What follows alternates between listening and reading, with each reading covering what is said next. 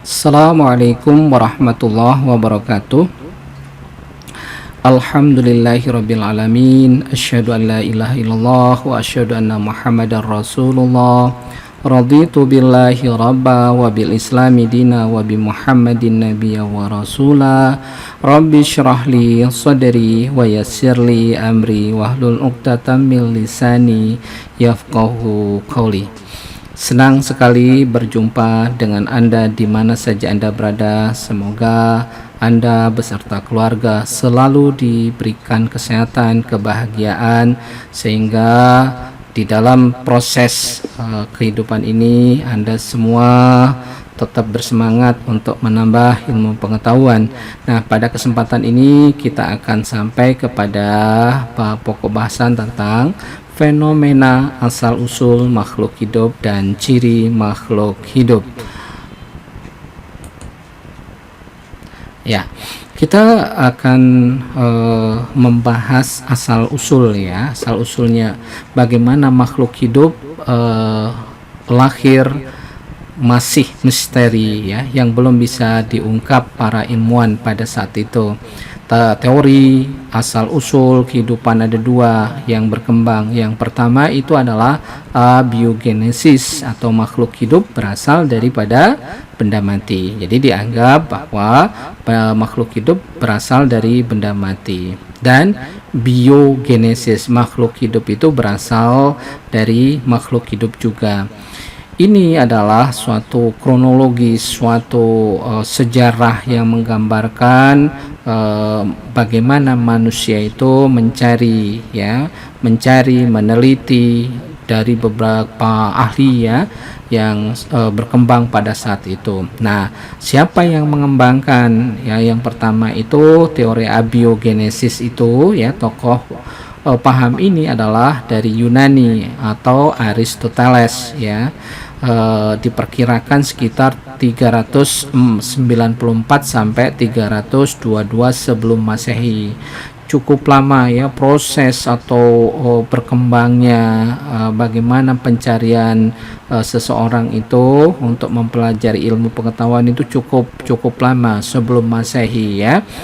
Teorinya mengatakan bahwa makhluk hidup pertama menghuni bumi ini adalah berasal dari benda mati. Itu kepercayaan mereka ya, yang awal, yang mungkin mereka dalam tahap belajar, mempelajari, melihat kehidupan itu dianggap bahwa kehidupan itu berasal dari benda mati. Kemudian timbulnya makhluk hidup itu terjadi secara spontan. Mereka menganggap itu secara spontan terjadi. Kalau dulu kan belum ada mikroskop, belum ada peralatan yang canggih seperti sekarang. Karena adanya gaya hidup, ada gaya yang ada di sekitarnya. Mungkin ada sesuatu yang gaib. Oleh karena itu, abiogenesis disebut juga paham generatio spontanea ya. Paham ini bertahan cukup lama ya, sejak zaman Yunani kuno atau ratusan tahun sebelum Masehi sampai dengan pertengahan abad ke-17. Jadi cukup lama teori abiogenesis ini.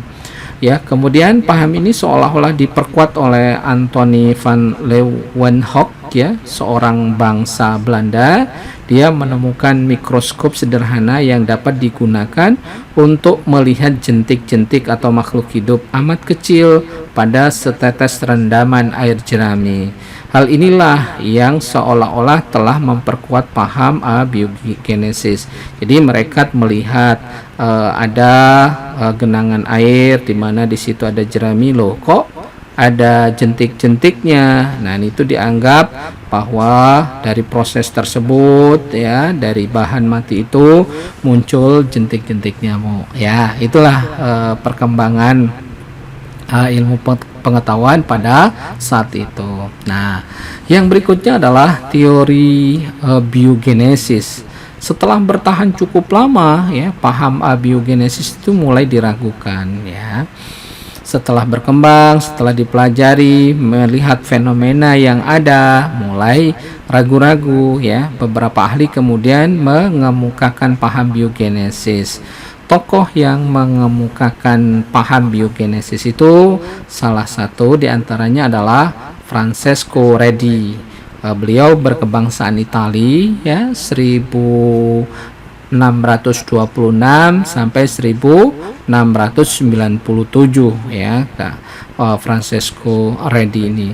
Redi menentang teori abiogenesis dengan mengadakan percobaan menggunakan toples dan daging ya, sederhana dulu ya waktu melakukan percobaan tersebut.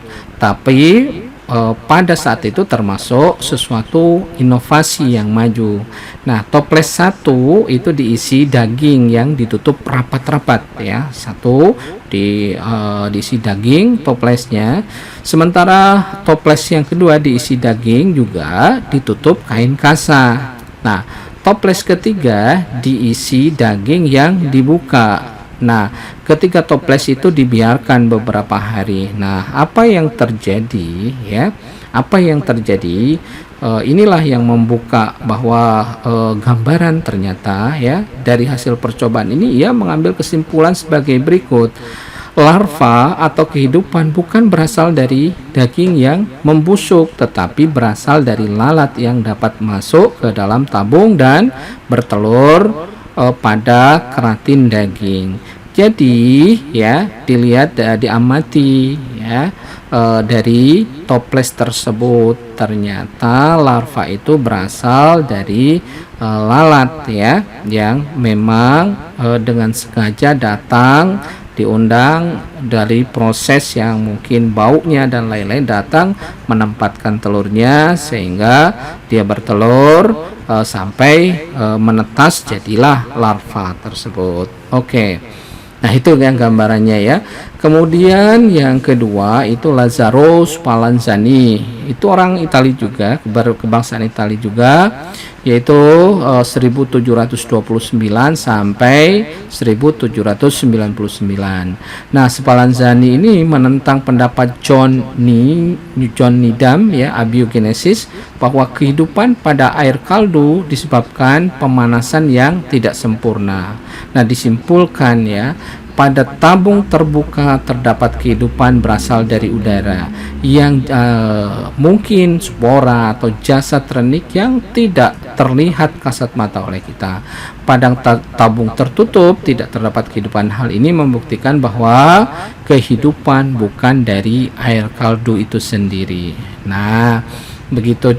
Berikutnya adalah Louis Pasteur ya, berkebangsaan Prancis, berkembang di tahun 1822 sampai 1895 ya. Nah, percobaan beliau menggunakan labu berbentuk leher angsa bertujuan untuk membuktikan bahwa mikroba terdapat di udara ya bersama dengan debu. Jadi mau membuktikan ya dengan leher angsa itu, membuktikan bahwa oh benar ya, apakah yang mana yang benar, apakah memang ada tidak mikroba yang ada di udara atau bagaimana. Nah, mikroba yang tumbuh bukan berasal dari benda mati, tetapi dari mikroorganisme yang terdapat di udara. Mikroba terdapat di udara bersama dengan debu dari percobaan ini. Maka gugurlah teori abiogenesis yang cukup lama ya, yang cukup lama bertahan. Setelah beberapa ilmuwan atau ahli melakukan percobaan, maka gugurlah teori abiogenesis. Demikian juga ya, nanti ilmu pengetahuan itu akan berkembang terus ya, sesuai dengan kemampuan orang meneliti, mengamati, sampai pada kesimpulan bahwa teori itu tidak benar ya.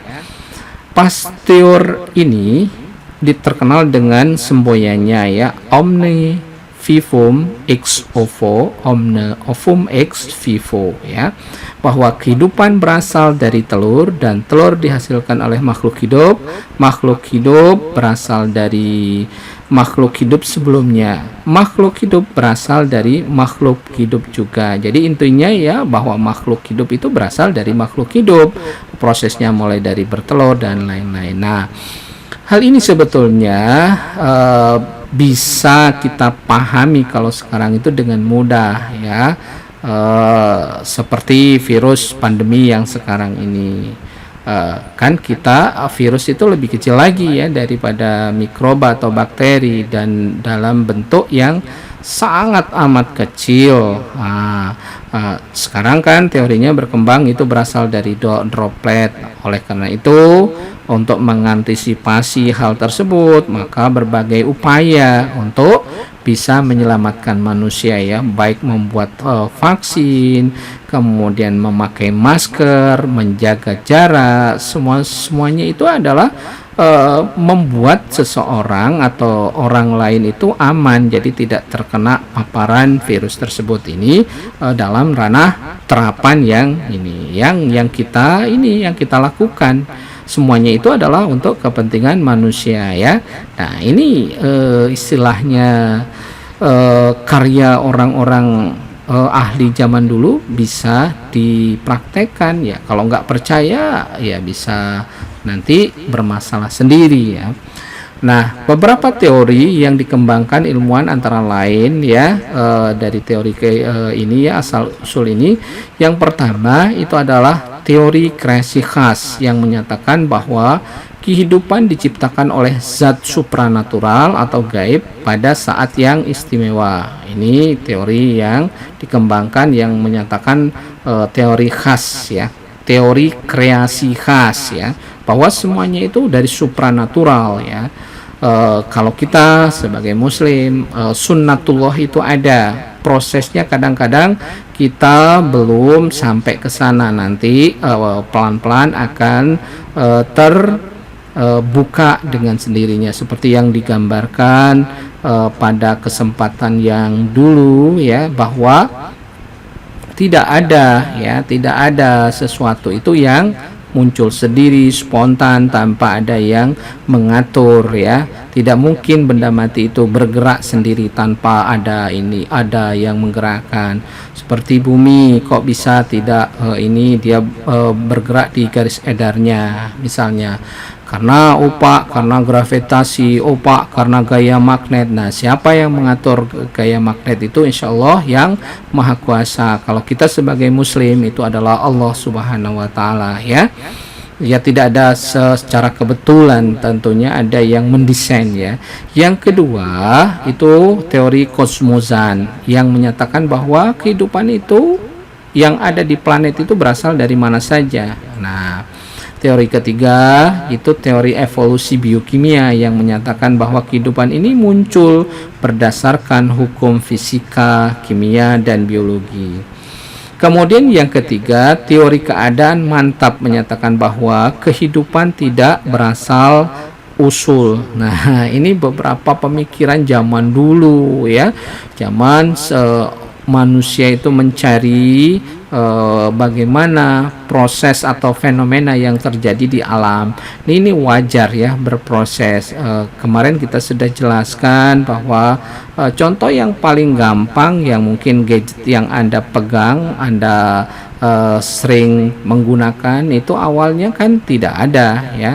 Mungkin dulu cuma pakai telepon biasa, kemudian berkembang ya, mulai dari telepon genggam HP itu besar dulunya, sampai sekarang ya sudah bisa touchscreen. Dulunya pakai keypad ya, sekarang sudah pakai touchscreen. Nah, berkembang terus. Nah, kalau kita pikir loh kok bisa sih ada transfer, orang kita berbicara di sini, kemudian di Amerika sama posisinya, kondisinya sama.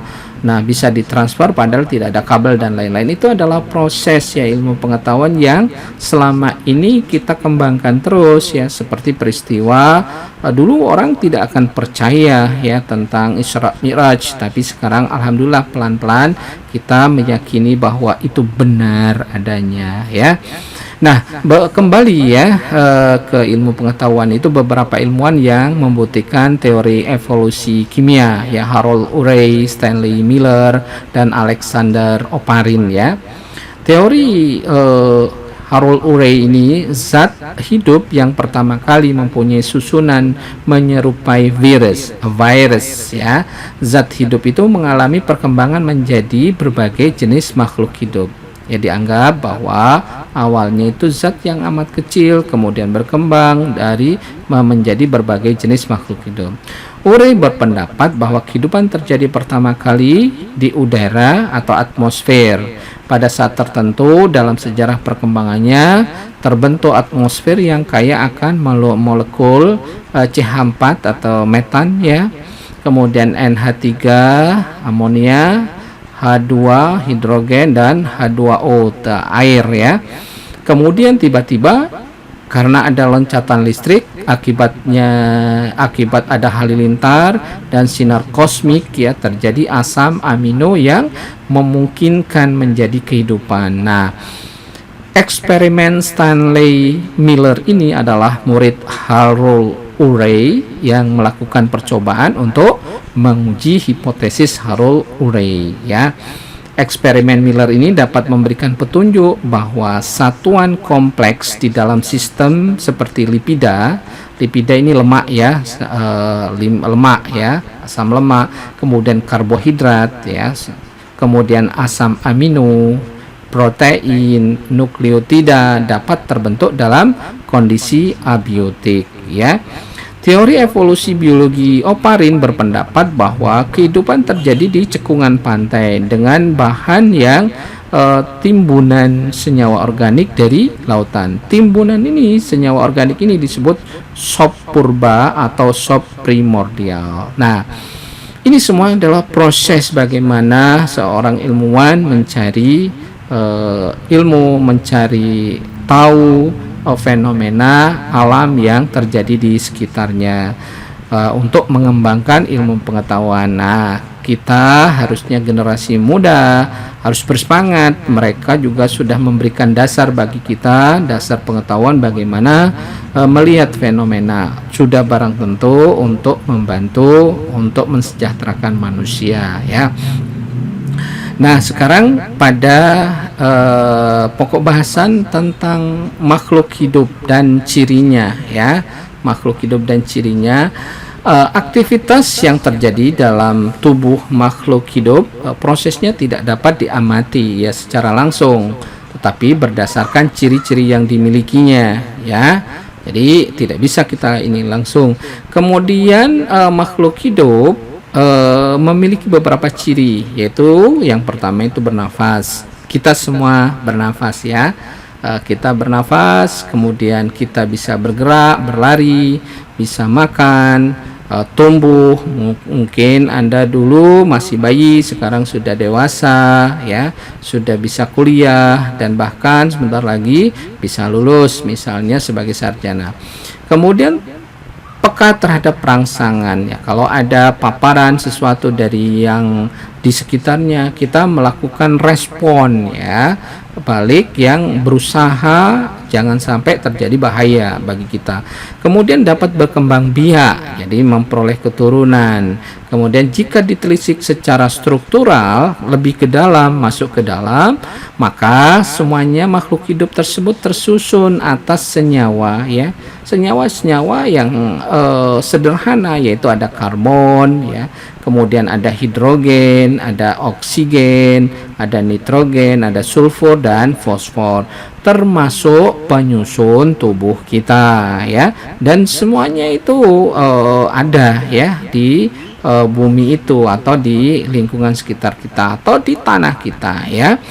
Kemudian karakter spesifik lainnya adalah bahwa makhluk hidup itu memiliki ciri mutlak berupa material genetik DNA ya, atau deoksiribonukleik acid atau RNA ribonucleic acid ya. Jadi yang membuat ya, jadi yang memberikan gambaran keturunan kita, misalnya mirip seseorang. Misalnya rambut Anda kok keriting, itu dari mana? Itu bisa dijelaskan dari materi genetik orang tua Anda. Kalau orang tua Anda misalnya ada kecenderungan ya, kecuali ada gen resesif, rambutnya lurus misalnya ya, ibu Anda lurus, nah ya kemungkinan besar nanti rambut Anda itu adalah lurus. Itu adalah bagaimana diturunkan secara genetik, melihat tetuanya atau orang tuanya, termasuk pada tumbuhan ya. Tumbuhan juga seperti itu, makanya orang berlomba-lomba itu melakukan pemuliaan istilahnya ya, yang secara genetik menyilang-nyilangkan mana yang terbaik supaya produktivitasnya tinggi. Termasuk pada ayam misalnya yang sering kita lihat, kita makan ya, itu kok ayam ya, Anda bisa bandingkan ayam kampung dengan ayam broiler. Ayam broiler yang sering Anda makan setiap hari itu adalah hasil persilangan, hasil pemuliaan ya, dari parent stocknya sampai ke tercipta yang namanya final stock ya. Kalau ayam kampung itu untuk mencapai misalnya bobot 1 kilo itu bisa butuh waktu paling tidak 6 bulan. Tetapi ayam broiler untuk 1 kilo itu cukup dengan waktu 1 bulan ya.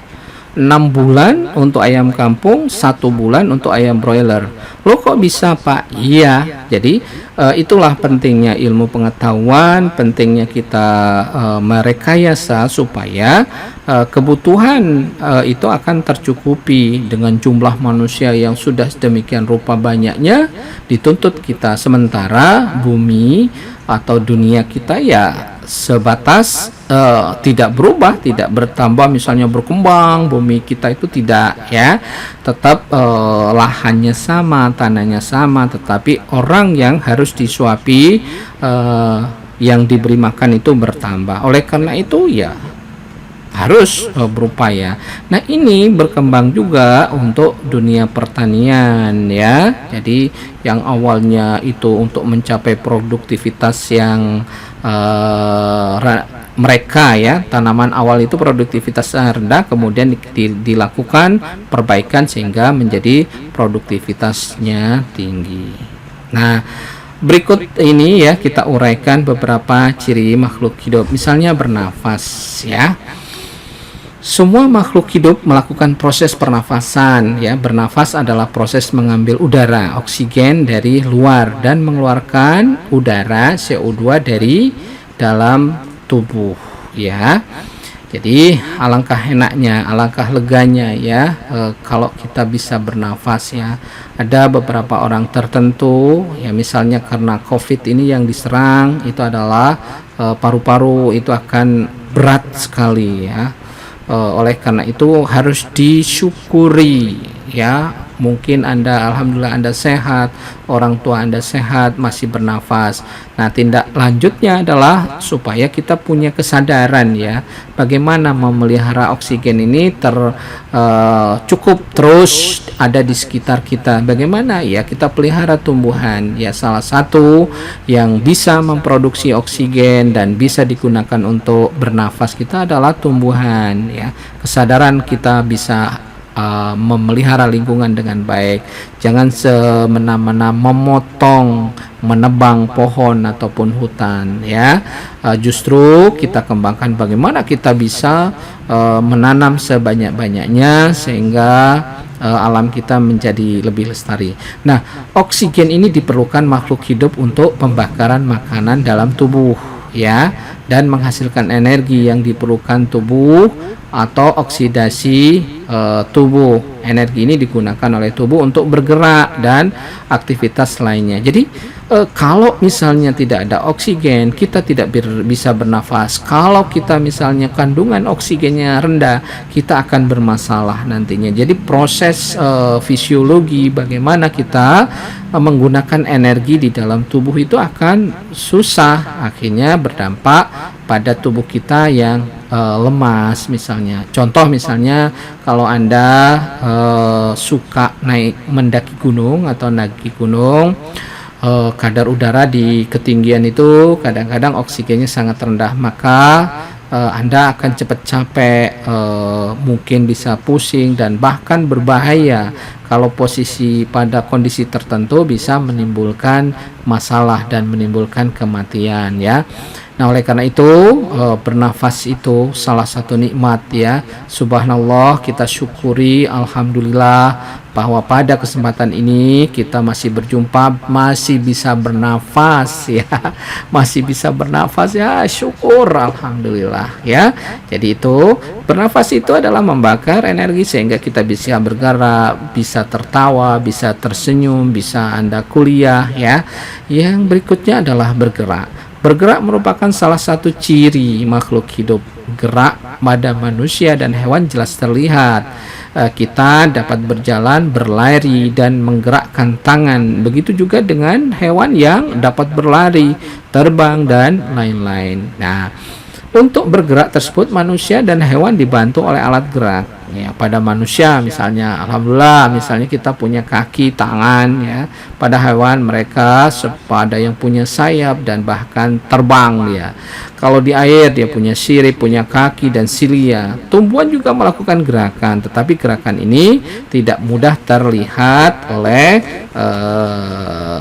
oleh kita ya yang kasat mata. Nah, contoh gerakan pada tumbuhan adalah menutup daun putri malu. Tahu ya putri malu ya, yang begitu disentuh dia menutup dia. Kemudian daun petai Cina, atau orang bisa biasa menyebutnya di samping petai Cina itu adalah lamtoro ya. Ada macam-macam lamtoro, itu ada lamtoro gung, ada lamtoro macam-macam ya, yang menutup pada sore hari. Pada sore hari menjelang maghrib biasanya dia akan menutup ini daunnya ya. Kemudian arah tumbuhnya tanaman yang selalu ke arah datangnya sinar matahari. Kalau misalnya Anda mau coba ya, tanam sesuatu yang posisinya ternaungi, dia akan terjadi proses etiolasi, dia pemanjangan mencari cahaya di mana ya. Dan bunga matahari yang jelas itu yang selalu dijadikan percobaan, dia selalu menghadap matahari. Gerakan pada tumbuhan itu disebabkan karena ada rangsangan dari luar ya. Jadi itu gambarannya bagaimana bergerak pada tumbuhan. Sebetulnya sangat luar biasa, subhanallah. Ini kemuliaan Allah, kebesaran Allah itu akan tergambar ya di dalam proses ini. Kalau ditanya siapa sih yang merintahkan itu, bagaimana prosesnya, itu sangat rumit. Jadi menggunakan misalnya proses penyerapan oksigen ya di dalam darah, atau pemanfaatan oksigen atau udara atau sinar matahari pada tumbuhan sehingga proses terjadinya proses fotosintesis, itu belum tentu, sangat rumit ya, belum tentu manusia bisa meniru ya. Belum ada contoh sekarang misalnya pabrik yang istilahnya meniru terjadi fotosintesis gitu ya. Bagaimana proses fotosintesis itu ditiru ya, tidak bisa karena memang sedemikian rumit. Tapi belum tentu nanti ke depan setelah dicari ilmunya, insya Allah juga perkembangan ilmu bergerak terus ya. Jadi kita bersemangat terus. Jadi subhanallah, ini ilmu itu sangat memberikan suatu ketauhidan yang luar biasa ya. Contoh misalnya tadi fotosintesis itu tidak mudah kita lakukan. Dia butuh sinar matahari, dia butuh oksigen, dia butuh bahan karbohidrat, dan diramu nanti disimpan. Ada yang diumbi kalau tanaman itu berumbi, kemudian disimpan di buah seperti mangga dan seterusnya ya, apel dan lain-lain. Oke. Kemudian memerlukan nutrisi. Setiap makhluk hidup butuh nutrisi atau makanan ya, termasuk kita itu adalah makhluk hidup.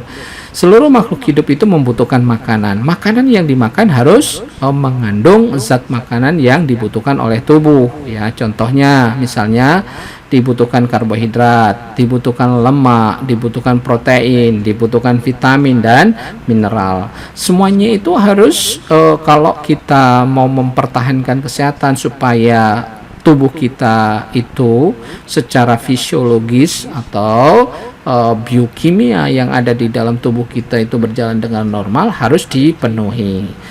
Patut diingat yang namanya makanan yang baik itu bukan makanan yang mahal ya. Pak harus ke restoran yang mahal Pak supaya bisa menjamin kesehatan, tidak ya.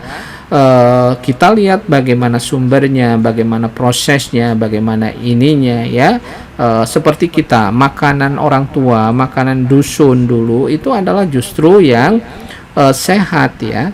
Jadi misal ya, makanan orang dulu itu kan atau orang tua kita itu ada sayurnya, kemudian ada sumber karbohidrat. Sumber karbohidrat itu bisa dari mana saja ya. Bisa dari beras, oke. Dari jagung, oke ya. Dari ubi-ubian juga oke, dari sukun juga oke, dari talas-talasan oke.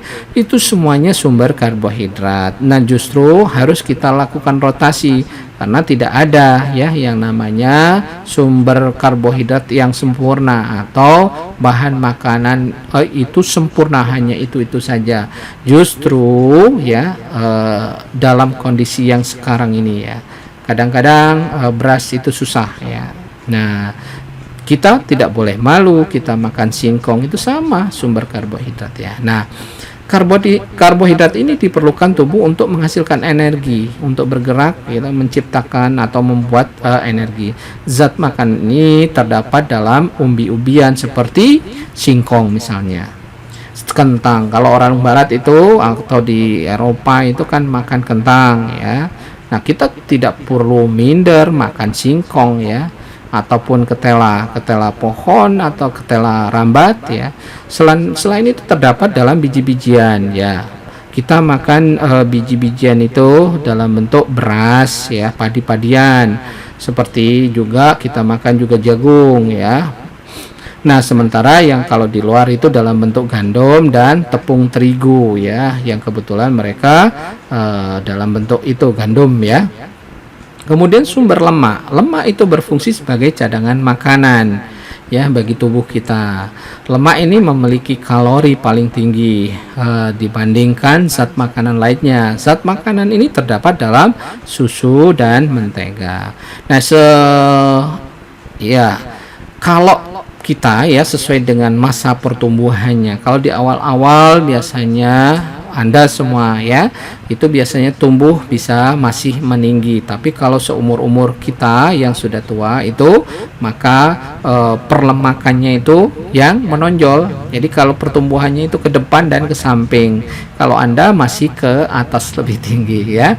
Oke, yang berikutnya itu nutrien yang lain itu yang dibutuhkan itu protein ya, berfungsi untuk pertumbuhan dan mengganti sel yang rusak.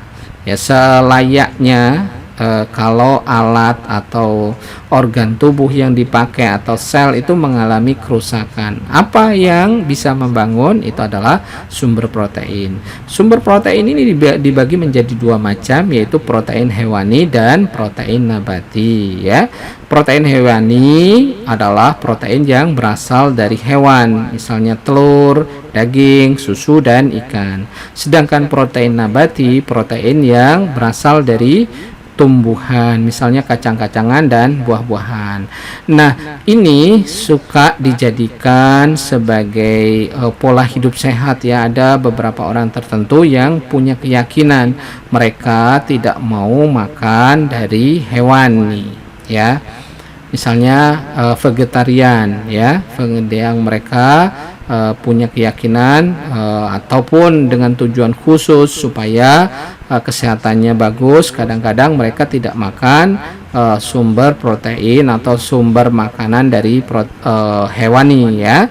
Nah, sah-sah saja ya selama tubuhnya memang tidak bermasalah. Tetapi untuk secara umum ya, untuk menopang pertumbuhan supaya cepat ataupun jadi binaraga seperti Aderai ataupun yang Deddy Corbuzier, itu tetap ya harus didukung kombinasi antara protein hewani dan protein nabati ya. Jadi itu ya, karena ada beberapa asam amino esensial itu tidak terdapat pada protein nabati. Jadi harus tetap kita membutuhkan protein hewani karena kandungan asam aminonya. Nah, dulu kan ada pepatah 4 sehat 5 sempurna. Kalau sekarang bisa kita katakan 5 sempurna ya. Jadi jangan dibagi 4 sehat, misalnya cuma hanya produk apa ya, kita perlu juga kena tambahan seperti susu ya. 4 sehat 5 sempurna itu kita rubah 5 sempurna karena kita menggunakan susu itu salah satu protein atau sumber makanan yang sangat baik dan mudah dipakai oleh tubuh kita. Jadi bagusnya kita katakan 5 sempurna, jangan ditinggalkan kalau misalnya kita punya kemampuan dan ada ya, jangan ditinggalkan ya. Asal susu itu bisa macam-macam ya, bisa Anda campur dengan kopi boleh, masukkan ke kue boleh, dalam bentuk es krim juga boleh, silakan. Yang penting tubuh itu mendapatkan asupan yang baik ya. Kemudian vitamin dan mineral diperlukan tubuh kita untuk mengatur proses kegiatan tubuh ya. Vitamin dapat diperoleh dari buah dan sayuran seperti wortel, sayur bayam, kangkung, jeruk, alpukat, apel dan sebagainya ya. Nah, kita pesankan tidak jangan berpikir misalnya hanya dari sayur tertentu, ya, misalnya pucuk ubi ya. Jangan seperti itu. Kalau bisa dirotasi tadi, seperti dikatakan, tidak ada sayuran, tidak ada buah yang sempurna. Kalau bisa ya, karena kita di daerah Indonesia atau di daerah tropis ini sangat kaya buah-buahan. Dari buah-buahan yang mungkin dulunya tidak bermanfaat atau dianggap tidak baik ya, sekarang setelah diteliti malah menjadi sesuatu yang sangat diminati ya. Jangan sampai punah terutama ya, karena memang ada beberapa buah yang banyak ditinggalkan, sementara kita pada saat ini dengan kondisi seperti ini justru banyak diperlukan. Contoh ya, cipluan misalnya, buah cipluan kan kadang-kadang di daerah atau di dusun itu kan banyak, itu bahkan kita tidak makan, tetapi ternyata itu di luar justru menjadi sesuatu makanan yang menyehatkan, bahkan namanya keren sekali ya. Misalnya goldberry ya, ada blueberry, ada redberry dan lain-lain, ini gold ya, dan bisa diekspor. Nah, ini ya peluang ya, bagaimana kita mengembangkan, sementara di daerah kita atau di dusun kita bahkan tidak dilihat, dipandang sebelah mata, dianggap mungkin bukan makanan manusia, ternyata kandungan luar biasa kandungan ininya, vitamin dan mineralnya. Nah, berikutnya ciri makhluk hidup itu adalah iritabilitas ya. Nah, iritabilitas ini apa? Adalah kemampuan makhluk hidup memberi tanggapan terhadap rangsangan yang disebut iritabilitas. Hewan memiliki sistem syaraf dalam menanggapi adanya rangsangan, sedangkan tumbuhan tidak. Rangsangan itu dapat disebabkan oleh faktor luar tubuh. Contohnya, apabila mata kita ada sesuatu, itu biasanya kita dengan cepat mengedip ya. Bila terkena cahaya yang silau misalnya, itu kita langsung menutupkan mata kita ya, mengedip. Atau ada angin yang kencang kemudian dirasa yang memungkinkan nanti ada benda-benda kecil masuk ke mata, atau ada pasir, kita juga mengedip ya. Contoh reaksi rangsangan yang diterima oleh hewan adalah anjing ya, akan menegakkan telinganya bila mendengar suara yang asing, dan kelompok rusa akan berlari bila ada pemangsa yang mengintai. Itu adalah iritabilitas ya. Jadi hal-hal seperti itu gambarannya. Kemudian berikutnya adalah tumbuh. Ciri-ciri makhluk hidup itu mengalami pertumbuhan dan perkembangan ya. Seperti sudah disinggung, Anda dulu tidak ujuk-ujuk seperti besar seperti sekarang. Dulu melalui proses mungkin dikandung oleh seorang ibu, kemudian dilahirkan ya. Ada proses Anda masa balita, kemudian SMP, SMA, dan masuk perguruan tinggi. Pertumbuhan merupakan pertambahan sel ya, sel tubuh, sehingga ukuran tubuh bertambah dan tidak bisa mengecil kembali. Hewan dan tumbuhan juga mengalami pertumbuhan seperti manusia, yaitu ukuran tubuhnya makin besar dan pertumbuhan ini dapat diukur ya. Kemudian yang berikutnya adalah berkembang biak. Ini berkembang biak ini atau reproduksi adalah kemampuan makhluk hidup itu untuk memperoleh keturunan. Perkembangbiakan ini berguna untuk melestarikan jenisnya. Cara berkembang biak pada hewan dibagi menjadi dua macam ya. Secara generatif, ini adalah generatif ini ada proses perkawinan ya, baik pada tanaman, hewan atau tumbuhan ya. Dan secara vegetatif tak kawin ya. Pada hewan tingkat tinggi umumnya berkembang biak secara kawin dia. Sedangkan pada hewan tingkat rendah berkembang biak dengan vegetatif atau tak kawin ya. Itu gambaran sebagai ciri makhluk hidup ya.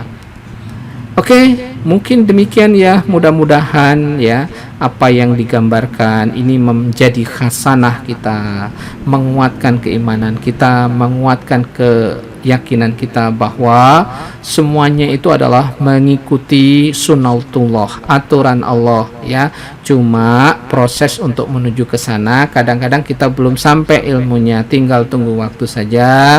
Kita pelajari dengan semangat supaya bisa kita di dunia ini selalu mendapat keberkahan dan keyakinan dan petunjuk atau hidayah yang baik, sehingga amanah kita di bumi ini menjadi atau sebagai khalifah itu bisa berkontribusi untuk mengembangkan ilmu pengetahuan ya. Tetap semangat, jaga protokol kesehatannya. Wassalamualaikum warahmatullahi wabarakatuh.